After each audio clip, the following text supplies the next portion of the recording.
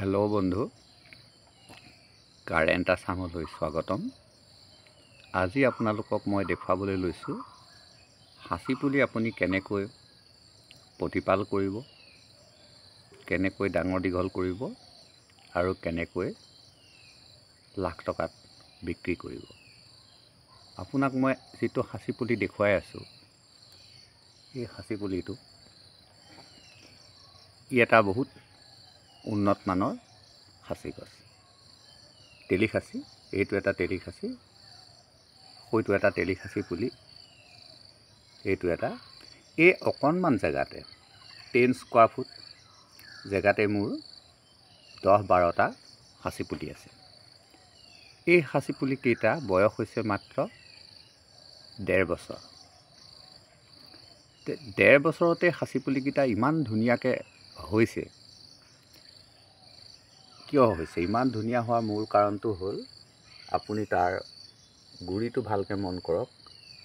এই গুৰিত প্ৰচুৰ জৈৱিক সাৰ আৰু এয়া চব মাটি দি সম্পূৰ্ণ ঢালু কৰি থোৱা আছে জেগাটো।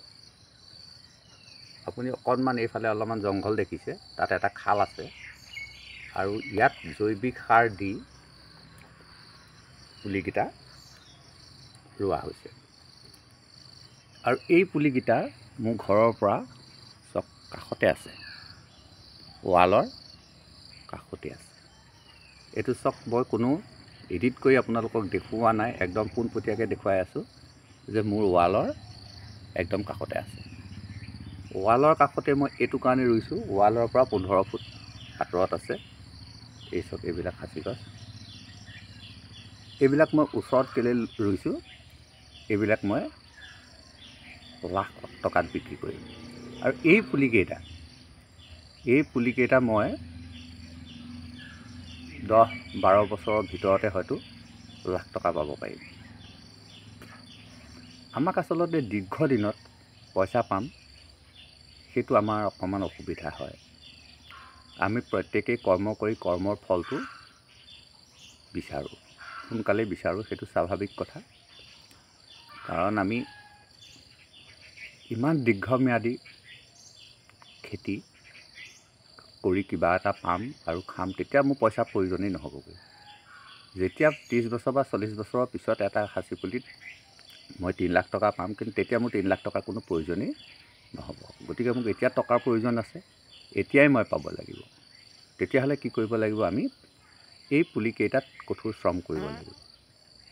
ইয়াক মই এতিয়া আকৌ ইয়াৰ ওপৰত এক তৰপ জৈৱিক সাৰ পেলাই দিম, আঁতৰে আঁতৰে পেলাই দিম। প্লাছ ইয়াৰ এই যে ডালটো দেখিছে, এই ডালটো মই কাটি দিম, এই বছৰে কাটি দিম। ডিচেম্বৰ মাহত মই ইয়াৰ সকলো ডাল কাটি মাত্ৰ এটা ডাল ৰাখিম, এই ডালটোহে ৰাখিম। আপোনালোকক মই তেতিয়া আকৌ দেখুৱাম।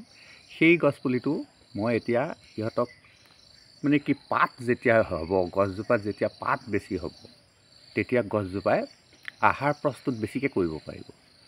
আহাৰ প্ৰস্তুত যেতিয়া বেছিকৈ কৰিব পাৰিব, গছজোপা বেছি গ্ৰ' হ'ব, খুব সোনকালে এজোপা ডাঙৰ গছ হৈ যাব। কিন্তু তাৰ পাত পটুৱা বহুত থাকিব লাগিব।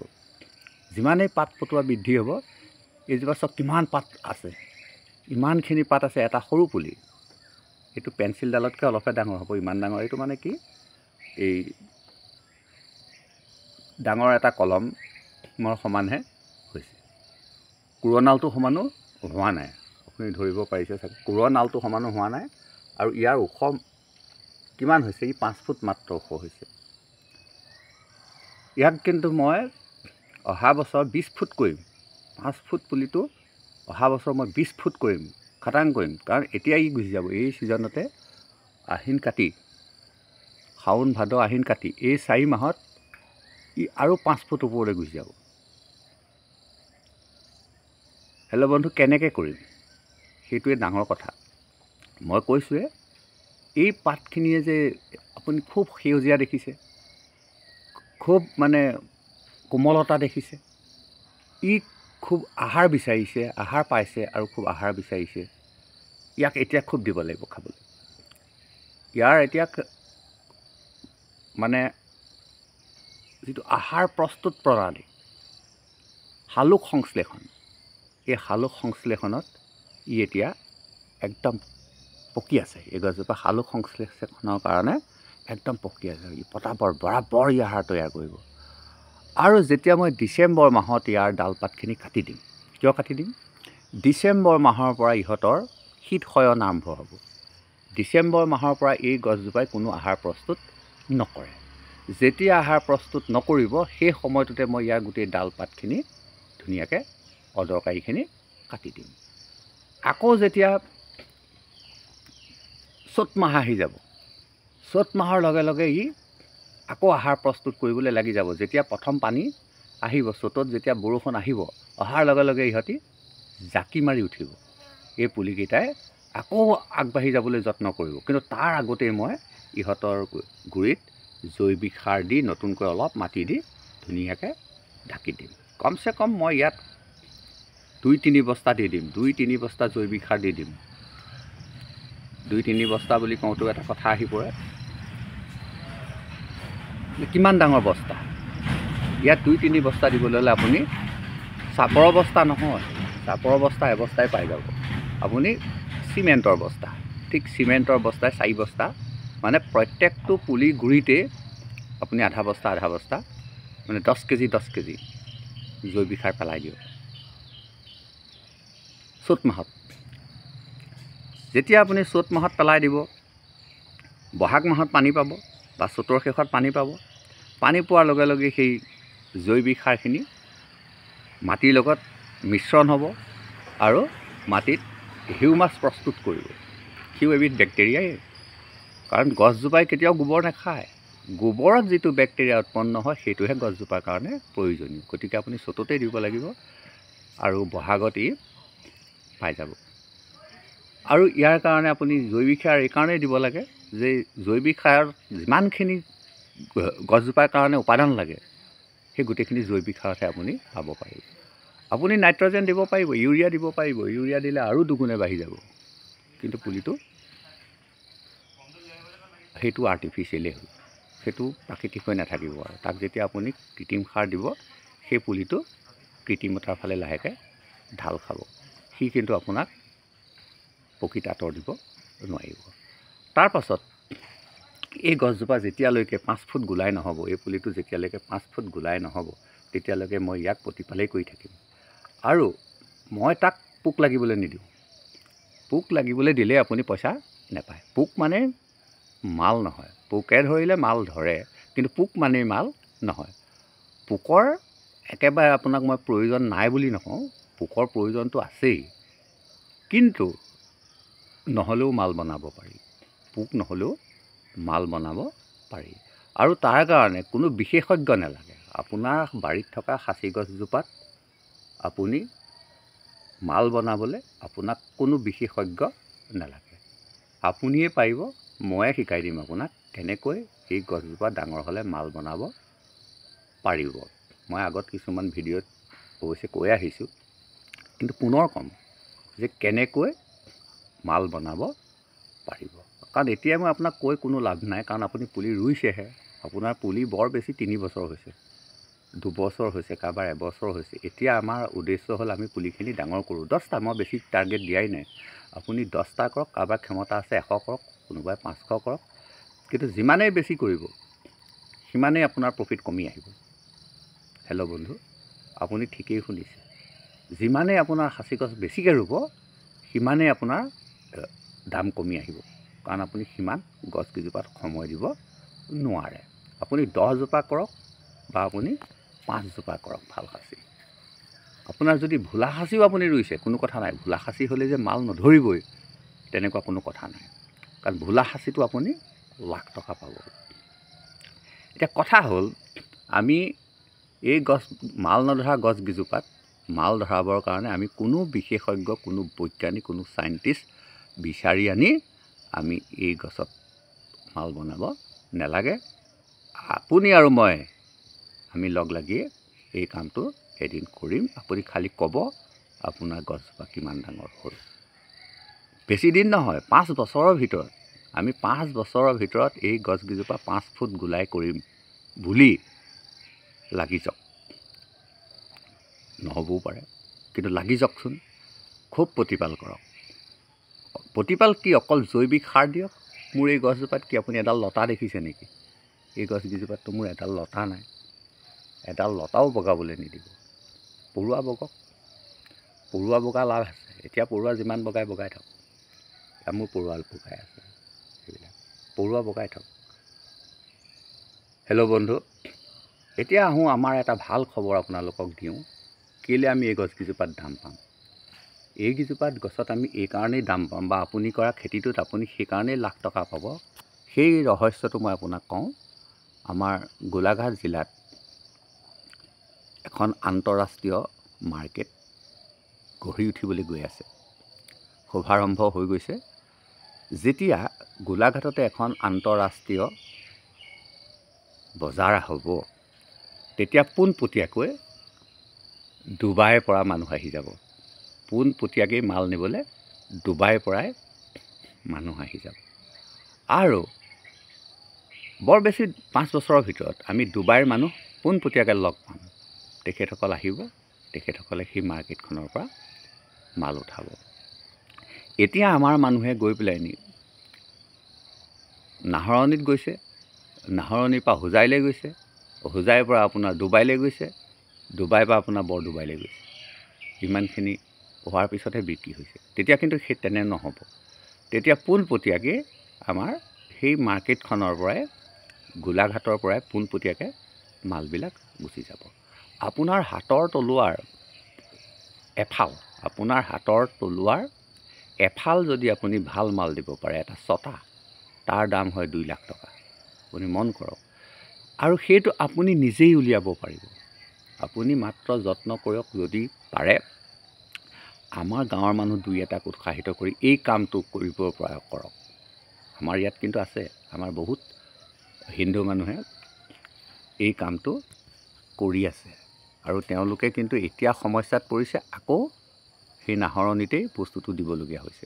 কিন্তু যেতিয়া বজাৰখন হৈ যাব, তাত আমাৰ মানুহ যেতিয়া ইনভলভ হ'ব, তেতিয়া কিন্তু আমি নিজেই মালখিনি সাঁচি গছৰ পৰা আউট কৰি, কাৰণ আমি একেবাৰে চাচি চুৰুকি একেবাৰে সেইটো নুলিয়াব পাৰোঁ, কিন্তু আমি বাংডাং বনাব পাৰিম। মানে আমি গোটেই গছডাল কেঁচা কেঁচা নিবিকি আমি তাৰ পৰা অলপ মাল বনাবলৈ জানিম। আৰু তেতিয়াই আমি সেই বস্তুখিনি পোনপটীয়াকৈ এটা মোনাতে লৈ গৈ আমি সেই আন্তঃৰাষ্ট্ৰীয় বজাৰখনত প্ৰৱেশ কৰিব পাৰিম। আৰু আমি তেতিয়া এজোপা এজোপা গছত কিমান লাখ পাম নিজেই ক'ব নোৱাৰোঁ, কাৰণ গোটেই গছডাল দৰকাৰেই নাই। কিন্তু আৰু এটা কথা আপোনালোকে নিশ্চয় নাজানে, যে গছডালত যদি মালো নাথাকে, এক পিছো মাল নাথাকে, তথাপিতো সেই গছডাল কিন্তু বিক্ৰী হৈ যায়। কিয় বিক্ৰী হৈ যায়? সেই যিখিনি মাল নাইকিয়া গছ, যিখিনি মাল নাইকিয়া কাঠ, সেইখিনি চাচি চুৰুকি গলাই পগাই তাৰ পৰাও আগৰ তৈয়াৰ কৰিব পৰা হয়। সেই আগৰখিনি আপোনাৰ 3টা প্ৰজাতিৰ কাঠৰ তাৰ পৰাও তৈয়াৰ কৰিব পৰা হয়। কিন্তু আমি এতিয়া সেইখিনি এইকাৰণেই বিক্ৰী নহয় যে এইটো কুইণ্টল হিচাপত বিক্ৰী হয়, যে 1 কুইণ্টলত 1000 টকা। সেই 1 কুইণ্টলত 1000 টকা, সেইটো অতি পানী দাম বুলি ভাবি লৈ আমি দিয়া নাই। কিন্তু যেতিয়া আপোনাৰ গছডালত আপুনি 10 কুইণ্টল ওজনৰ গছডাল বনাব, সেই সময়তে আমি গছজোপা ইনকুলেশ্যন কৰি প্ৰচুৰ মাল প্ৰস্তুত কৰি আমি বনাম। কিন্তু চাওক, সেইটো কিন্তু আৰ্টিফিচিয়েল মাল হয়। আমি যিটো নিজে বনাম সেইটো আৰ্টিফিচিয়েল মাল হ'ব, সেইটো কিন্তু বি গ্ৰেডৰ মাল হ'ব। যদি পোক আহে তেতিয়া আপোনাৰ এ গ্ৰেডৰ মাল হ'ব। আচ্ছা, আমি এতিয়া এ গ্ৰেডৰ মাল কৰিম। সেই বি গ্ৰেডৰ মালটো আমি এ গ্ৰেডৰ কৰিবলৈ যাবলৈ হ'লে কি কৰোঁ? আমি ফুটা কৰিম। আমি গছজোপাত ফুটা কৰি আমি তাত এই যিটো ভাইৰাছ, আমি সেই ভাইৰাছটো বঢ়াই দিম। আৰু সেই ভাইৰাছটো আপুনি আপোনাৰ ঘৰতেই কেনেকৈ প্ৰস্তুত কৰিব পাৰিব তাৰো মই নমুনা শিকাই দিম। হেল্ল' বন্ধু, যেতিয়া নেকি আপোনাৰ ঘৰত সেই ভাইৰাছবিলাক এভেইলেবল, মাত্ৰ চিনি নাই পোৱা, কৰিব নাই জনা, সেইটো কাৰণে আমি সাঁচি গছত লাভ কৰিব পৰা নাই। হেল্ল' বন্ধু, সাঁচি গছ এজোপাৰ বিষয়ে আপোনাক কৈ মই কেতিয়াও শেষ কৰিবই নোৱাৰোঁ, আৰু সাঁচি গছত কিমান দাম পাব সেইটো মই ফাইনেলি কৈ দিব নোৱাৰোঁ। সেইটো ডিপেণ্ড কৰিব আপোনাৰ দক্ষতাৰ ওপৰত। এজোপা গছ আপুনি লাখ টকাতো বিকিব পাৰে, 1000 টকাতো বিকিব পাৰে। একেজোপা গছেই আপোনাৰ যদি দক্ষতা থাকে তেতিয়াহ'লে আপুনি 5 লাখ টকাত বিকিব পাৰিব, আৰু যদি আপোনাৰ দক্ষতা নাথাকে সেইজোপা গছ 20,000 টকাত বিক্ৰী হৈ যাব। হেল্ল' বন্ধু, সেই কথাটোৰ কাৰণে আমাৰ খেতিয়কসকলে লোকচান ভৰি আছে। আপুনি খেতিটো কৰিলে, সেই গছডালত 5 লাখ টকা আনে ল'লে, আপুনি 50,000 বা 1 লাখতে দি দিলে। 1 লাখত এজোপা গছ বিকা মানুহো খুব কম আছে, আৰু যি 5 লাখ 6 লাখ টকাত গছ বিকিছে সি কোনোদিন 1000 টকাত গছ নিবিকে, 10,000 টকাত গছ নিবিকে। সেইজোপা গছ লাগিলে গেলি যাওক। কিমান গছ শুকাই পৰি গৈছে, কিন্তু ফুটনি মৰা নাই, ময়ে নিবিকোঁ। মোৰ গছ মৰি যায়, কিন্তু মই 1500 টকাত বিক্ৰী নকৰোঁ। মোক পইচা লাগিব। 10জোপা গছৰ যেনিবা 2জোপা মৰিলেই, মৰি যাওক, কোনো কথা নাই। সেই বুলি মোৰ বাৰীখন মই বেয়া কৰিম নেকি? মই তললৈ নামিম নেকি? 2000-1000ত বিকিম নেকি? নিবিকোঁ। কিছুমান গছ মৰি যায়, কাৰণ মই কেলৈ মৰি যায় তাতো আছে কথা। যেতিয়া গছ এডাল মৰিবলৈ আৰম্ভ কৰে, মই প্ৰথম যুঁজোঁ কেনেকৈ গছডাল জীয়াই ৰাখিব পাৰোঁ। ৰাখিছোঁ, মৰো হোৱা পুলিও মই ৰাখিছোঁ। কেনেকৈ ৰাখিব লাগে সেইখিনি মই আপোনালোকক এতিয়াই কৈ দিব নোৱাৰোঁ। মই আৰু কৰি চাব লাগিব, আৰু 2 বছৰমান কৰি চাব লাগিব।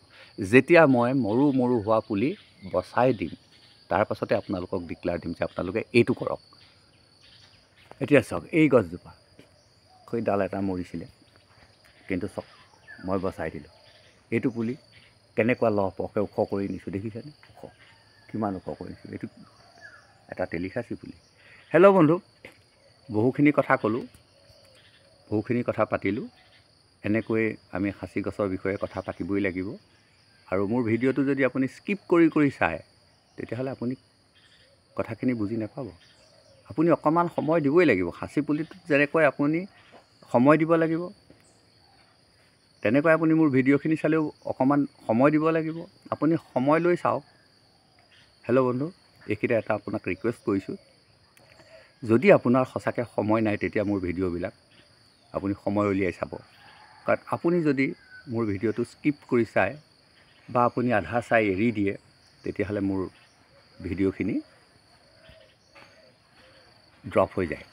এটা ভিডিঅ' অকণমান চাই আপুনি লাইক কৰি দিলে, থেংক ইউ বুলি কৈ দিলে, আৰু বছ আঁতৰি গুচি গ'ল, সেই ভিডিঅ'টো কেতিয়াও ৰাইজৰ মাজলৈ নাযাব। যদি আপুনি সম্পূৰ্ণ চাইছে, তেতিয়া আকৌ 2জনৰ মাজলৈ পঠিয়াই দিব। আকৌ সেই 2জনে যদি চাইছে, তেতিয়া আকৌ 8জনৰ মাজলৈ পঠিয়াই দিব। ছিষ্টেম সেইটো।